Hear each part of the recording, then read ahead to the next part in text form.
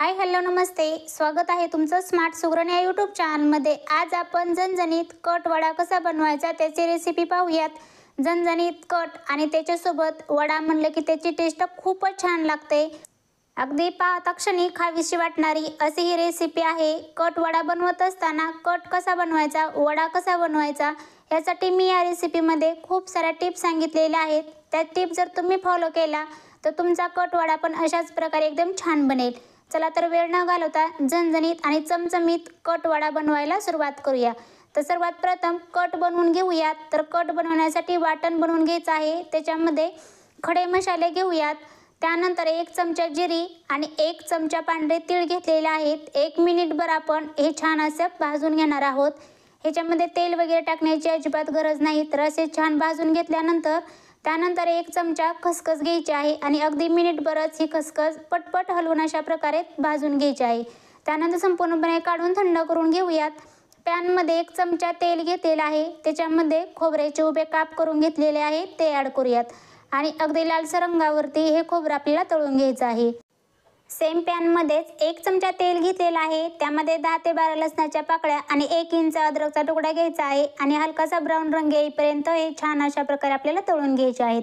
हे तळून झाल्यानंतर 2 कांदे उभे कट करून घेतलेले आहेत ते या तेलामध्ये ॲड करूयात आणि ब्राऊन रंग येईपर्यंत हा कांदा आपल्याला तळून घ्यायचा आहे।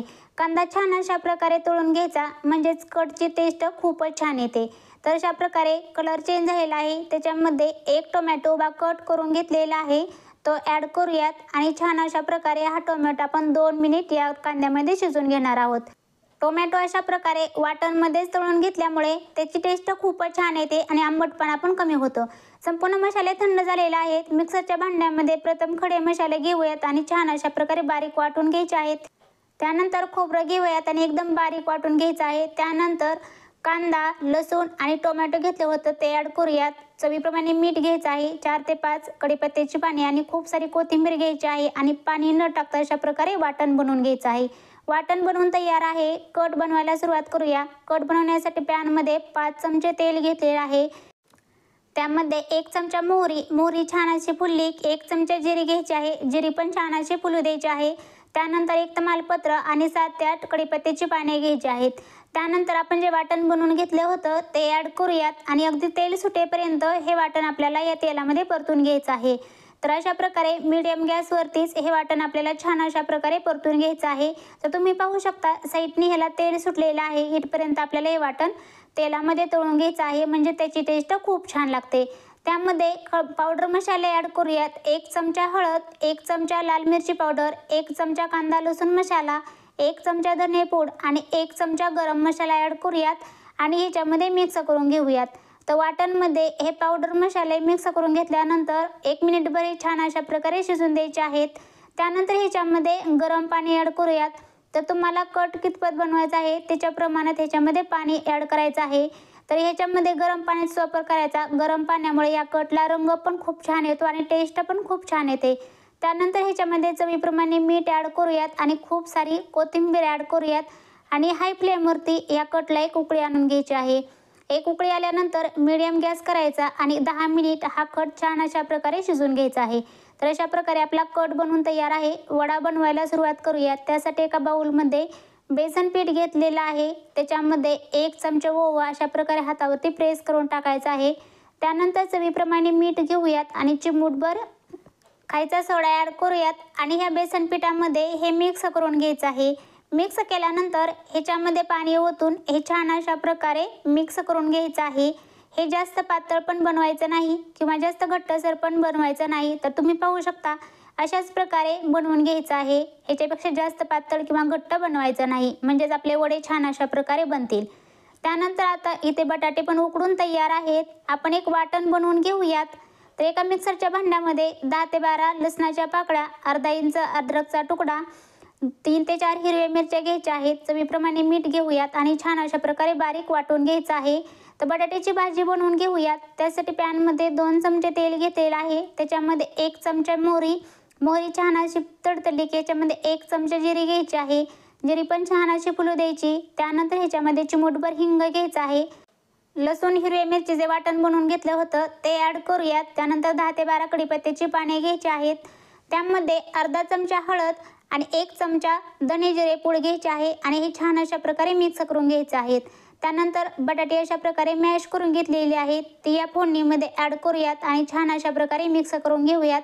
तर ह्या फोडणीमध्ये बटाटे अशा प्रकारे संपूर्ण मिक्स करून घ्यायचे आहेत। मिक्स करून झाल्यानंतर ह्याच्यामध्ये चवीप्रमाणे मीठ ॲड करूयात आणि खूप सारी कोथिंबीर ॲड करूयात आणि मिक्स करून घेऊयात। तर अशा प्रकारे आपली बटाट्याची भाजी शिजवून तयार आहे। तुम्ही पाहू शकता दिसायला तरी खूपच सुंदर दिसत आहे।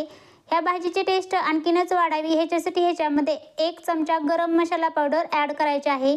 गरम मसाला पावडर अशा प्रकारे शेवटी ॲड करायची म्हणजे त्या बटाट्याच्या भाजीमध्ये त्याची टेस्ट खूपच छान येते। तर अशा प्रकारे मिक्स करून घेऊयात।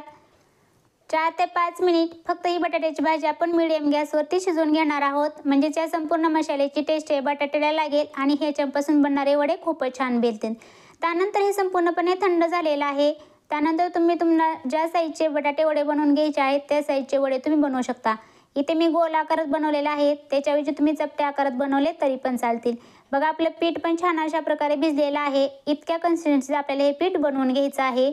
त्यानंतर ह्याच्यामध्ये एक वडा टाकूयात आणि अशा प्रकारे संपूर्ण त्याला बेसन पीठ लावून घ्यायचं आहे।